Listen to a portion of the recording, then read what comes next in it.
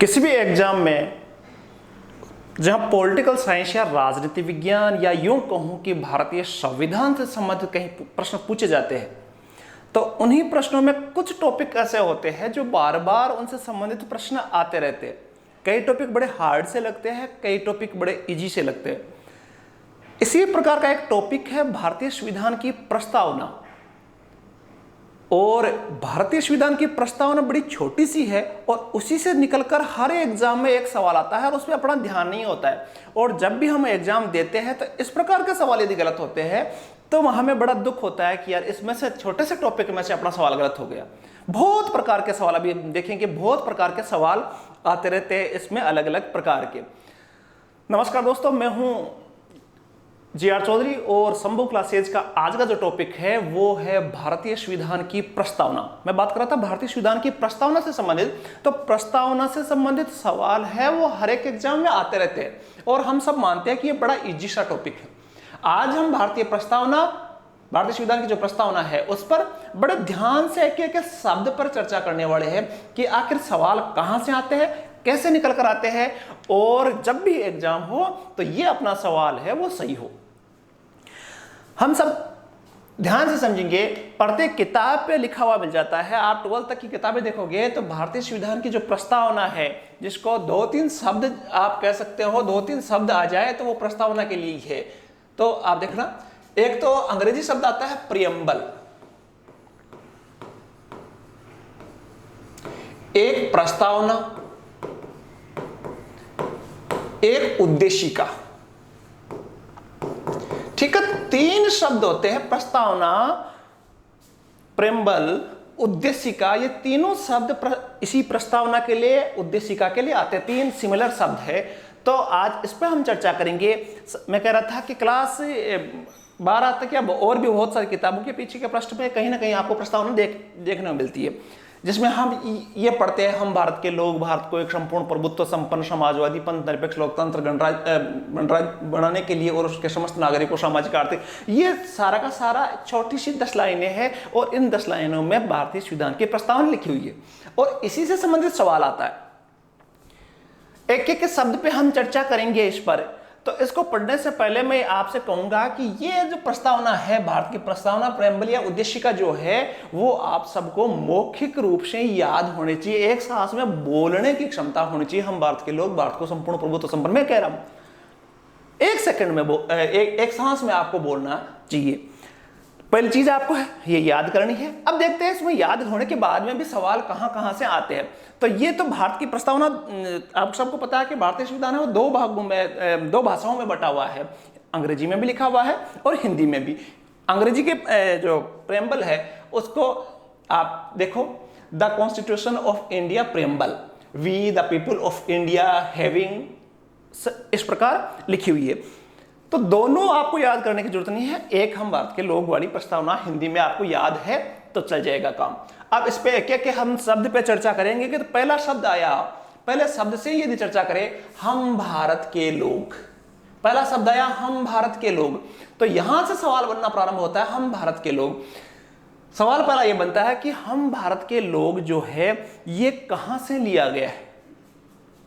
ये जो शब्द है हम भारत के लोग, जो स्टार्टिंग हुई है हम भारत के लोग से स्टार्टिंग हुई और आत्मर्पित करते हैं, यहां तक है। तो हम भारत के लोग, ये शब्द है अमेरिका के संविधान से लिया गया है। और प्रस्तावना की बात मैं करूं तो प्रस्तावना है वो अमेरिका के संविधान से प्रभावित है, अमेरिका के संविधान से प्रभावित है।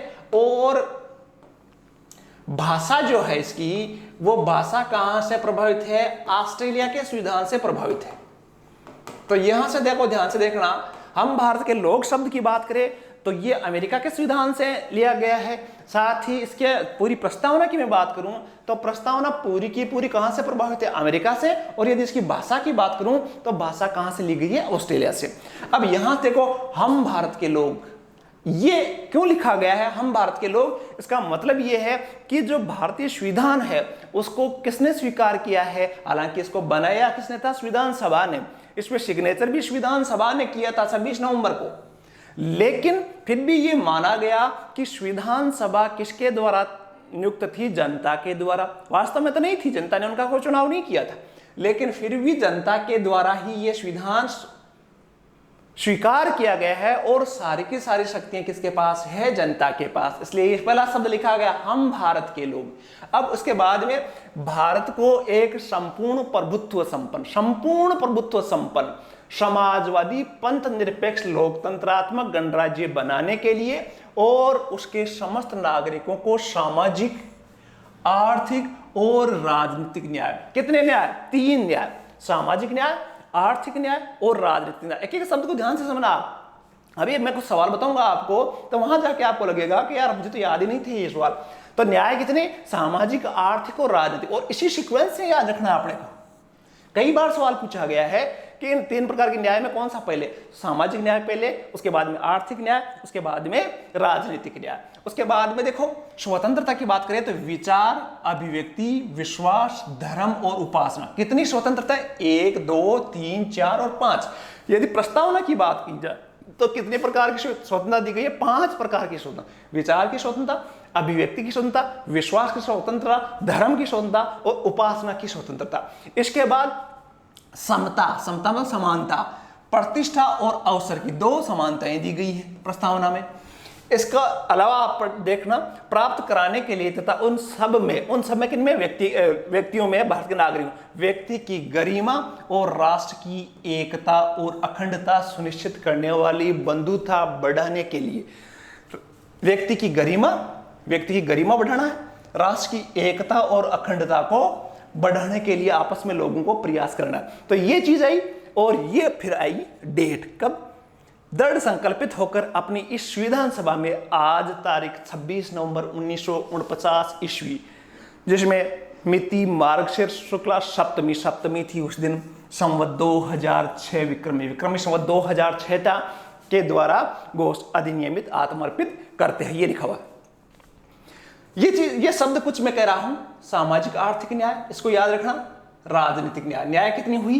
3। इसके अलावा स्वतंत्रता 5, विचार, अभिव्यक्ति, विश्वास, धर्म और उपासना। स्वतंत्रता कितनी दी गई है? 5।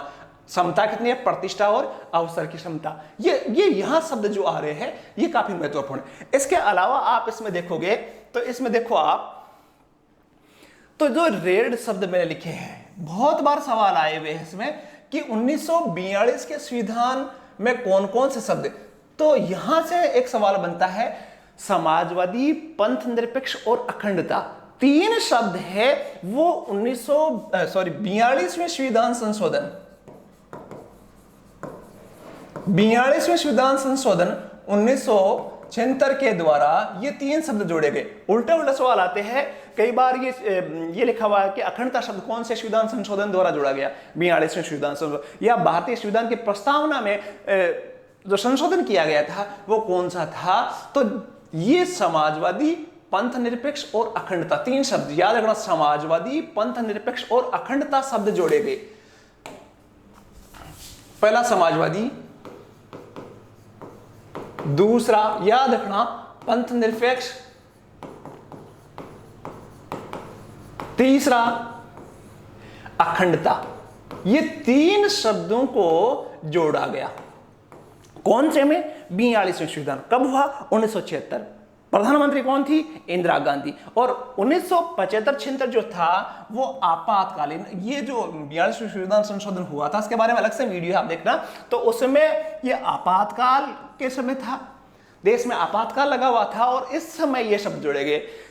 एक और सवाल बनता है इसमें से, ये सवाल पूछा जाता है कि भाई भारतीय संविधान के प्रस्तावना में कितनी बार परिवर्तन किया गया? तो ये कहा जाता है, तो इसमें एक ही उत्तर है कि भारतीय संविधान की प्रस्तावना में आज तक केवल 1 बार परिवर्तन किया गया, 1 बार परिवर्तन, और वो कौन से में? 42वें संविधान संशोधन द्वारा 1976 जिसको बोला जाता है। तो भारतीय संविधान की प्रस्तावना में 1 बार परिवर्तन, 3 शब्द, कब हुआ, प्रधानमंत्री कौन थी, ये आपको पता है। अब देखो 2 में यहां से दिखा रहा था कि भारतीय संविधान की प्रस्तावना 2 भाषाओं में लिखी हुई है। तो एक सवाल यहां से बनता है कि भारतीय संविधान के प्रस्तावना में भारत के लिए कौन से शब्द काम में लिए गए? भारत, हिंदुस्तान, इंडिया, ये शब्द भारत के लिए काम में लिए जाते हैं। तो भारतीय संविधान के प्रस्तावना में भारत के लिए कौन कौन से शब्द काम में लिए गए? तो यहां से देखो तो हम भारत के लोग, भारत को, भारत आ रहा है, और अंग्रेजी में देखे तो ये आ रहा है इंडिया। अर्थात भारत के लिए दो शब्द काम में लिए गए हैं, एक भारत और एक इंडिया। प्रस्तावना में बात करो तो संविधान की बात करो, दोनों शब्द मिलते हैं। ये सवाल भी आया हुआ है। अब देखते हैं आगे कि आप सबको पता है कि भारतीय संविधान की प्रस्तावना को प्रेम्बल, उद्देशिका या प्रस्तावना कहा जाता है। तो इसके शब्दों का यदि मैंने थोड़ा थोड़ा विश्लेषण कर दिया आपके कि प्रस्तावना में लिखा होता है हम भारत के लोग भारत को एक संपूर्ण प्रभुत्व संपन्न या संप्रभु।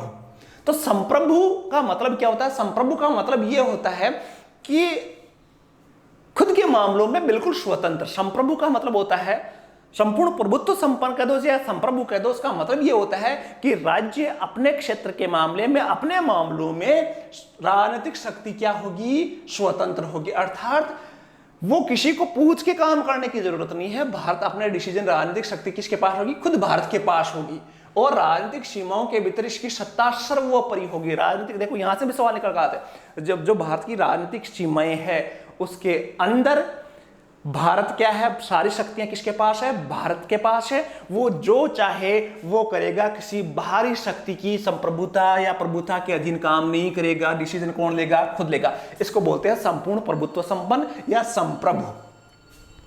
दूसरा मैंने कहा था समाजवादी शब्द जोड़ा गया था 92 संविधान संशोधन में। समाजवादी का अर्थ यह होता है कि भारत में जो लोकतांत्रिक व्यवस्था है उसके अंदर समाजवादी लक्ष्यों की प्राप्ति के लिए प्रयास किया जाएगा। अर्थात जनता की कल्याण, समाजवादी से यूं समझ सकते हो आप, जनता के कल्याण के लिए सरकार प्रयासरत रहेगी। ये समाजवादी के लिए नीति निर्देशक तत्व काफी महत्वपूर्ण है। तो यहां है पंथ निरपेक्षता का आप सबको अर्थ पता है। पंथ निरपेक्षता का मतलब यह होता है कि भारत का कोई धर्म, राज्य धर्म नहीं होगा। तो पंथ निरपेक्षता की बात की। अगला था जनतंत्र। जनतंत्र का मतलब यह होता है कि भारत में बहुदलीय लोकतांत्रिक व्यवस्था होगी। जनतंत्र का मतलब जो अनुच्छेद 19 में और अनुच्छेद 326 में इसके बारे में, वोटिंग के बारे में कहा गया कि प्रत्येक व्यक्ति को वोट देने का अधिकार होगा, एक व्यक्ति को एक वोट गिना जाएगा। ये जो व्यवस्थाएं हैं अनुच्छेद 19 और 326, इसके आधार पर कहा जाता है कि भारतीय संविधान जनतंत्र है। एक देखो यहां और था गणतंत्र। आपने ये यहां से सवाल बहुत निकल कर आता है। देखो ये लिखा हुआ है गणराज्य। यहां से बहुत बार सवाल आ गया कि भारत को गणराज्य क्यों कहा गया। जनतंत्र तो आप समझ में पता है कि सबको वोट डालने का अधिकार होगा, एक वोट होगा, बहुत सारी पार्टियां होगी, इसलिए जनतंत्र कहा जाता है। लेकिन भारत को गणराज्य क्यों कहा जाता है? ध्यान से समझना, हल्के फुल्के इन सवालों को हल्के में मत लेना कि हमें तो सब आता है। जब यहां से गलत निकल कर सवाल आता है तो फिर आप सिर पकड़ के बैठे रहोगे कि यार यहां गलती मैंने क्यों की। गणराज्य का अर्थ समझना, गणराज्य का अर्थ है कि भारत का जो संवैधानिक प्रमुख का पद होगा वो वंशानुगत न होकर जनता द्वारा चुना जाएगा। इसीलिए भारत को क्या कहा जाता है? गणतंत्र। अब संवैधानिक प्रमुख कौन है भारत में? राष्ट्रपति। तो राष्ट्रपति का जो पद है वो वंशानुगत नहीं होगा, वो किसके द्वारा चुना जाएगा? जनता के द्वारा। भारत का राष्ट्रपति किसके द्वारा चुना जाता था? जनता के द्वारा, अप्रत्यक्ष रूप से। भारत में जरूर प्रत्यक्ष चुनाव नहीं होता राष्ट्रपति के लिए, अप्रत्यक्ष चुना जाता है। लेकिन इसीलिए भारत को गणतंत्र कहा जाता है, गणतंत्र कहा जाता है। बहुत बार सवाल आया है भारत को गणतंत्र क्यों कहा जाता है। ध्यान से समझना, एक सवाल पे मैं चर्चा कर रहा हूं। गणतंत्र क्यों कहा गया है, जनतंत्र क्यों कहा गया है, भारत को पंथ निरपेक्ष क्यों कहा गया है, सेकुलर जिसको बोलते हैं अंग्रेजी में सेकुलर। अनुच्छेद 25 से 28 पे हम जिक्र पढ़ा होगा आपने। तो सभी धर्मों को बराबर विकास के मौके मिले हुए हैं, तो इसलिए कहा गया समाजवादी मतलब लोक कल्याण की भावनाएं की गई। और संप्रभु का मतलब है भारत अपने राजनीतिक सीमाओं के अंदर है, पूर्णतः डिसीजन लेने में स्वतंत्र होगा। लेकिन यहां से सवाल गणतंत्र। अब बात करते हैं ये उद्देशिका के शब्दों की ओर। देखो ध्यान से देखना, न्याय कौन सी, न्याय की मैंने चर्चा की थी कि कौन कौन सी न्याय की बात की, सामाजिक, आर्थिक, राजनीतिक न्याय की बात की थी हमने। तो देखो सामाजिक, पहले न्याय की, सामाजिक, आर्थिक, राजनीतिक न्याय के वे प्रकार जो संविधान में भारतीय नागरिकों को देने की वकालत की गई है। एक व्यक्ति क्या होगा? एक वोट, ये राजनीतिक न्याय। ठीक है। सामाजिक न्याय हेतु अनुच्छेद 15, 16, 17, 18 सामाजिक न्याय के लिए किया गया, जिसमें अस्पृश्यता उन्मूलन है, उपाधियों का अंत है। ये आप भारतीय संविधान की जो बोलते हैं मूल अधिकारों में हमने पढ़ा होगा। तो ये यहां से क्या प्राप्त होता है? सामाजिक न्याय। आर्थिक न्याय के लिए नीति निर्देशक तत्व जो अनुच्छेद 36 से 51 तक है, वो उनमें किसकी बात की गई है? आर्थिक न्याय की बात कही गई है। तो 3 न्याय की बात की। स्वतंत्रता की बात करें हम तो स्वतंत्रता, इसका अर्थ है नागरिक बाध्यकारी या बाहरी प्रतिबंधों का नागरिकों पर अभाव रहेगा, व्यक्ति स्वतंत्र रूप से कार्य करेगा और एक दूसरे के अधिकारों का उल्लंघन नहीं करेगा। अनुच्छेद 19 में स्वतंत्रताओं का जिक्र किया गया है, काफी मोस्ट है आर्टिकल 19, इसके बारे में अलग से वीडियो बना रखा है मैंने, तो उसको देखना। आर्टिकल 19 सबसे मोस्ट अनुच्छेदों में से है, यदि मूल अधिकारों में पहुंचा जाए तो यहां से सवाल निकल कर आता है। तो अनुच्छेद 19 तथा धार्मिक स्वतंत्रता का जिक्र जो 25 से 28 तक है, उसमें स्वतंत्रता की बात कही जा सकती है। समानता की बात की जाए तो समानता एक मूल अधिकार है। 14 से 18 तक आप सबको पता है कि समानता की बात की गई है। बंधुत्व का मतलब है भारतीय नागरिकों के मध्य आपस में भाईचारा प्रेम होगा, इसका मतलब है बंधुत्व, जिससे क्या होगा? देश में एकता और अखंडता स्थापित होगी। तो ये कुछ शब्दों की मैंने बात की। कुछ और चीजें में और कहां से सवाल निकल कर आते हैं। देखो, संविधान सभा भारत के जो प्रस्तावना है, वो प्रस्तावना आई कहां से? उद्देशिका क्यों कहते हैं इसको? तो यहां देखना आप ध्यान से कि भारतीय जो संविधान सभा थी, भारतीय संविधान का निर्माण जो कर रही थी संविधान सभा, उसके द्वारा संविधान का निर्माण हुआ। और संविधान सभा में जो जवाहरलाल नेहरू थे, उन्होंने 13 दिसंबर 1946 को एक उद्देशिका पेश की। उद्देशिका का मतलब यह था कि भारतीय संविधान का क्या क्या उद्देश्य, क्या क्या लक्ष्य होंगे। तो उन्होंने जो 13 दिसंबर 1946 डेट याद रखना, 13 दिसंबर 1946 को जो उद्देशिका प्रस्तुत की, वो जिसमें बताया गया था कि किस प्रकार का भारत का संविधान तैयार करना है, किस प्रकार का संविधान तैयार करना है, भारत का संविधान कैसा होगा। इसलिए 13 दिसंबर जब संविधान सभा की बैठक हो रही थी तो जवाहरलाल नेहरू की अध्यक्षता में ये उद्देशिका पेश की गई, और ये उद्देशिका ही फिर भारतीय संविधान की प्रस्तावना थी। 42 संविधान संशोधन 1976 की हमने बात की। इसमें 3 शब्द थे प्रस्तावना में: समाजवादी, पंथ निरपेक्ष और अखंडता। 3 शब्द वापस याद रखना, तीनों शब्दों का जिक्र मैंने किया। अब देखो, ये प्रेम्बल या प्रस्तावना है, इसके उद्देश्य क्या क्या है? उद्देश्यों की चर्चा करें तो उद्देश्यों में देखो आप, पहला उद्देश्य है कि उद्देशिका यह बताती है कि संविधान जनता के लिए है और जनता ही संप्रभु है। पहली चीज, उद्देशिका का उद्देश्य क्या है, उद्देशिका क्यों बढ़ाई गई है? तो इसका पहला उद्देश्य यह है कि इसमें यह डिक्लेयर करने की कोशिश की गई है कि भाई संविधान बनाया भी किसने है? जनता ने, हम भारत के लोग। पहले शब्द से ही हम भारत के लोग। तो इसमें यह जताने का प्रयास किया गया कि संविधान बनाया किसने है? भारत की जनता ने। और सबसे अंतिम शक्ति, यहां पूछा जाए कि अंतिम संप्रभु, संविधान में शक्ति किसको दी गई है? तो संविधान में शक्ति किसको दी गई है? न प्रधानमंत्री को, न राष्ट्रपति को। संविधान की शक्ति किसको दी गई? अंतिम शक्ति किसके पास है? जनता के पास। ये याद रखना, अंतिम शक्ति किसके पास है? जनता के पास। दूसरा उद्देश्य जो है उद्देशिका लोगों के लक्ष्यों, आकांक्षाओं को प्रकट करती है। इसमें यह बताया गया है कि जनता के क्या लक्ष्य होंगे, संविधान के क्या लक्ष्य होंगे। जनता का मतलब संविधान मान सकते हो। संविधान के क्या लक्ष्य होंगे, संविधान हम बनाएंगे, संविधान के काम क्या होंगे और देश को कहां ले जाना, कौन सी व्यवस्था स्थापित करनी, जैसे समाजवादी, पंथ निरपेक्ष, लोकतंत्रात्मक गणराज्य बनाने के लिए। तो ये लक्ष्य है, उनकी आकांक्षाएं हैं लोगों की, तो ये आकांक्षाएं बताती है। तीसरा है, इसका प्रयोग किसी अनुच्छेद में विद्यमान अस्पष्टता को दूर करने के लिए किया जाता है। देखो, बहुत महत्वपूर्ण बात है। भारतीय संविधान की जो प्रस्तावना है उसका ज्यादा सबसे मोटा उपयोग ये है कि कहीं भी संविधान में यदि कोई न्यायालय में विवाद चल रहा है, वाद चल रहा है और उस अनुच्छेद में एकदम क्लियर बात नहीं कही गई है, तो किसकी हेल्प ली जाएगी? भारतीय संविधान की प्रस्तावना में जो भावनाएं लिखी गई है, उस आधार पर उसकी भाषा को स्वीकार किया जाएगा। तो देखो, यहां इसका प्रयोग किसी अनुच्छेद में विद्यमान अस्पष्टता, यदि अस्पष्टता किसी अनुच्छेद में है तो उसकी स्पष्ट समझने के लिए किसको पढ़ना पड़ेगा? भारतीय संविधान की प्रस्तावना। और भारतीय संविधान की प्रस्तावना की भाषा के आधार पर, प्रस्तावना में जो चीज है उसके आधार पर अनुच्छेद को स्पष्ट किया जा सकता है। तीसरा यूज इसका यह जाना जा सकता है कि संविधान किस तारीख को बना और पारित हुआ। 4 इसके उद्देशिका के उपयोग कह सकते हो, उद्देश्य कह सकते हो।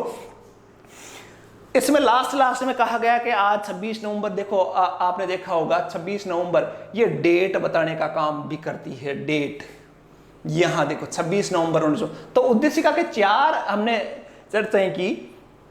पहला वापस देखो किस जनता के पास शक्ति होगी, दूसरा जनता की क्या आकांक्षाएं और लक्ष्य है, तीसरा अस्पष्टता को दूर, और चौथा तारीख। देखो पहले तो शक्ति, जनता, शक्ति किसके पास होगी, जनता के पास। ये कौन बताता है, हम भारत के लोग बड़ी बताते हैं, तो पहली बात। दूसरी बात है लक्ष्य और आकांक्षा की, जनता संविधान के क्या लक्ष्य है और क्या आकांक्षाएं है। आकांक्षाएं और लक्ष्य में ज्यादा अंतर नहीं होता। तीसरा है अस्पष्टता दूर करने के लिए। अस्पष्टता किसकी दूर करने के लिए, संविधान के अनुच्छेदों की।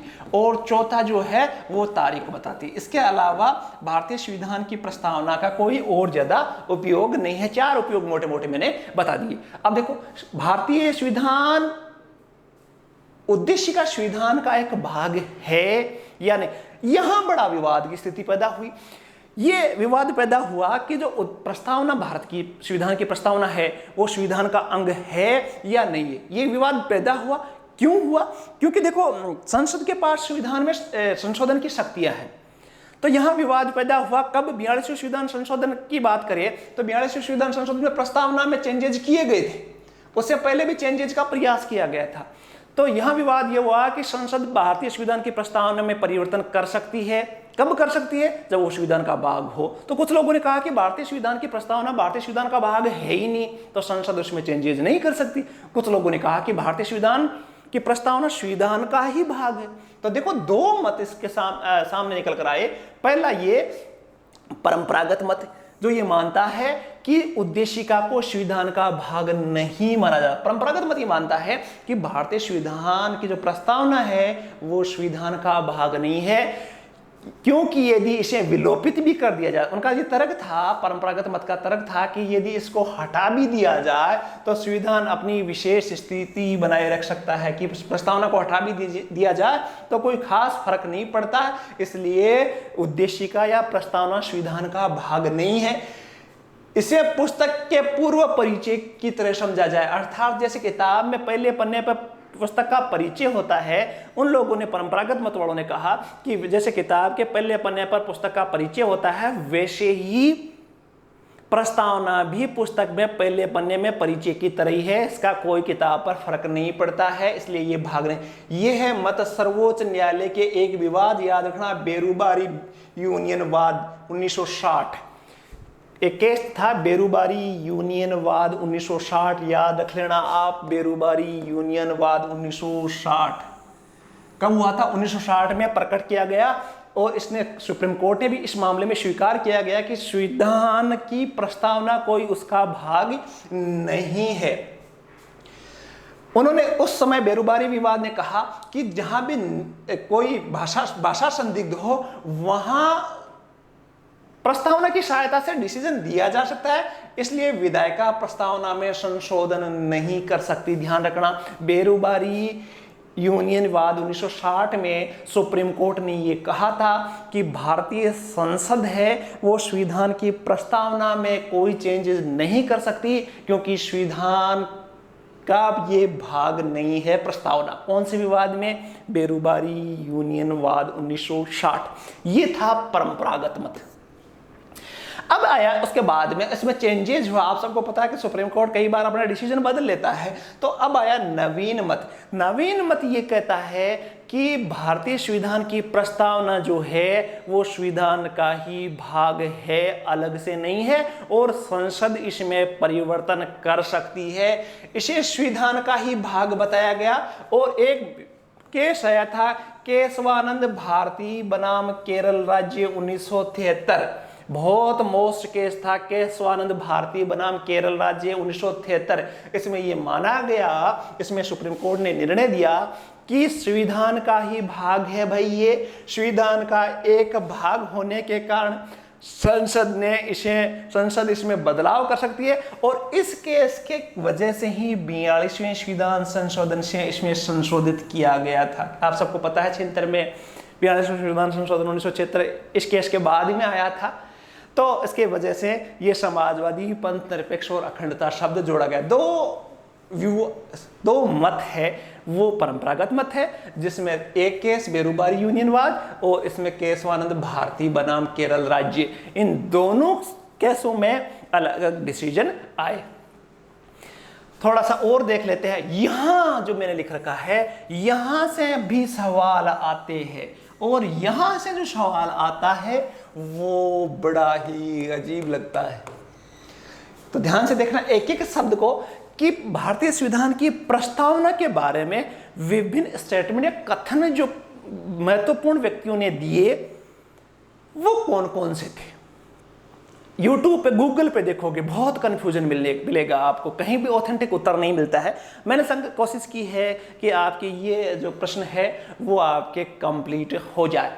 तो देखो पहला जो कथन है वो है सर अलादी कृष्ण स्वामी अय्यर, संविधान सभा के सदस्य थे कृष्ण स्वामी अय्यर। उन्होंने कहा कि संविधान की प्रस्तावना हमारे दीर्घकालीन सपनों का विचार है। अलादी कृष्ण अय्यर ने कहा था कि जो भारतीय संविधान की प्रस्तावना है वो हमारे बहुत लंबे समय के जो सपने हैं उनके विचार है। तो सपनों की बात कहाँ की अय्यर ने, याद रखना सपने, दीर्घकालीन सपने, वो थे अय्यर। ठीक है।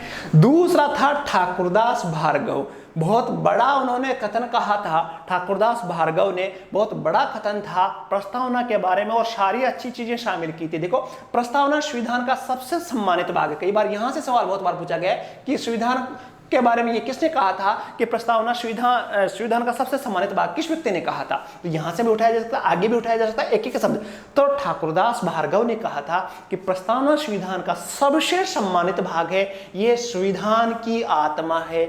यहां से भी बहुत बार सवाल कि संविधान की आत्मा किसने कहा था, भारतीय संविधान की प्रस्तावना को संविधान की आत्मा किसने कहा था। बहुत लोगों ने कहा था, देखो अभी तो संविधान की आत्मा भी कहा इन्होंने, संविधान का सम्मानित भाग भी कहा, यह संविधान की कुंजी है ये भी कहा, यह संविधान का आभूषण है ये भी कहा, और यह एक उचित स्थान जहां कोई भी संविधान का मूल्यांकन कर सकता है ये भी कहा। बहुत बड़ा कथन था ठाकुरदास भार्गव का, जिन्होंने कहा कि यह सबसे सम्मानित भाग है, यह संविधान की आत्मा है, यह संविधान की कुंजी है, यह संविधान का आभूषण है, और यहां सबका संविधान का मूल्यांकन किया जा सकता है। यह स्टेटमेंट था ठाकुरदास भार्गव का। एक एक शब्द को आप ध्यान, चाहे स्क्रीनशॉट ले लेना, इन शब्दों को आप समझ लेना।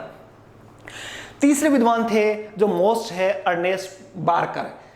अर्नेस्ट बारकर ने कहा कि यह क्या है, कुंजी नोट। देखो यहां कुंजी की बात आई तो ठाकुरदास भार्गव थे, जबकि कुंजी नोट की बात आए तो अर्नेस्ट बारकर ने। यदि सवाल आपसे पूछा जाए कि संविधान की प्रस्तावना को किस व्यक्ति ने संविधान की कुंजी नोट कहा था, उत्तर आएगा अर्नेस्ट बारकर। भारतीय संविधान की प्रस्तावना को किसने कुंजी कहा, ठाकुरदास भार्गव आएगा। इसके अलावा अर्नेस्ट बारकर ने कहा था कि जिन्होंने प्रस्तावना लिखी थी वो बहुत ही बुद्धिमान, बुद्धिजीवी व्यक्ति थे। प्रस्तावना लिखने वालों की बड़ाई उन्होंने अर्नेस्ट बारकर ने की थी। यहां एक एक शब्द आप हल्के में मत लेना, बहुत मोस्ट सवाल। चौथी बात किसने कही, प्रस्तावना संविधान के आदर्शों और आकांक्षाओं को बताती है, न्यायाधीश सुब्बाराव। प्रस्तावना के बारे में न्यायाधीश सुब्बाराव ने कहा था कि ये जो प्रस्तावना है वो संविधान के आदर्शों और आकांक्षाओं को बताती है। पांचवा है, प्रस्तावना संविधान का हमेशा एक हिस्सा रही है और ये संविधान का दर्पण है तथा पथ प्रदर्शक है। केसी मार्केंड, ये भी सवाल पूछा गया है। मार्केंडियन, ये केसी मार्केंडियन जो थे उन्होंने कहा था कि ये संविधान का दर्पण है और पथ प्रदर्शक है। इसका स्क्रीनशॉट जरूर लेना। नाना पालकीवाल ने कहा था कि ये संविधान का परिचय पत्र है, और के मुंशी ने राजनीतिक जन्म कुंडली कहा था, जन्म पत्री कहा था। तो यहां से सवाल आता है, आजकल हार्ड जो सवाल बनता है वो यहां से निकलकर बनता है। एक बार मैं कहूंगा आपसे कि इसका स्क्रीनशॉट जरूर ले लेना, क्योंकि ये आपको कहीं नहीं मिलने वाला है। यहां से सवाल, एक सवाल। अब मैं बात करता हूं कुछ और महत्वपूर्ण बातों की। कि उद्देशिका की प्रकृति कैसी है, तो यहाँ हमने चर्चा की कि संविधान का अंग नहीं है। वास्तव में अभी आधुनिक जो मत है, केशवानंद भारती बनाम केरल राज्य के बाद में संविधान की प्रस्तावना को संविधान का अंग नहीं माना गया है, इसलिए ये राज्य के तीनों अंगों को कोई शक्ति नहीं देता। इसमें राज्य के पास शक्ति देने के वाली कोई बात नहीं है।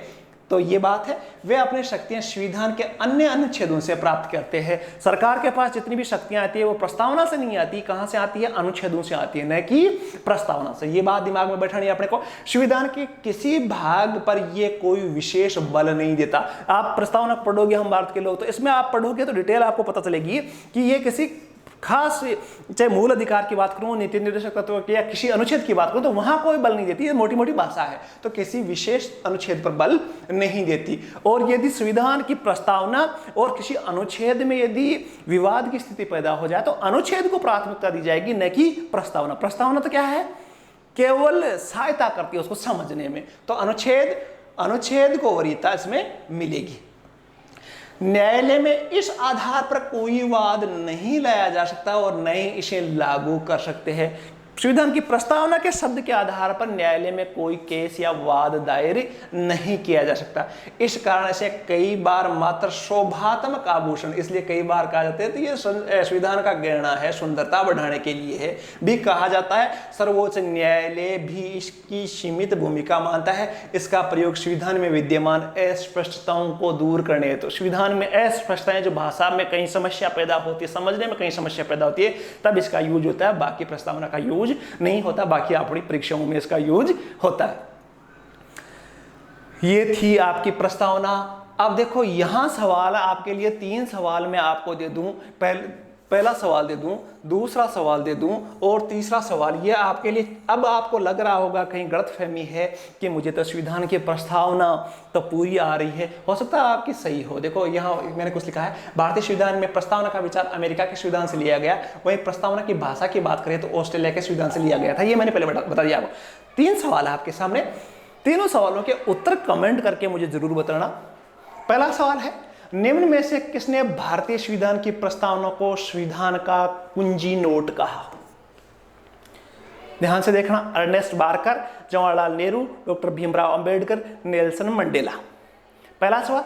दूसरा है, भारत के संविधान की प्रस्तावना में कितने प्रकार के न्याय, स्वतंत्रता, समानता, भ्रातृत्व का सही क्रम में उल्लेख? जो भारतीय संविधान की प्रस्तावना में स्वतंत्रता, समानता, भाईचारा और जो न्याय है, 4 शब्द दे रखे हैं।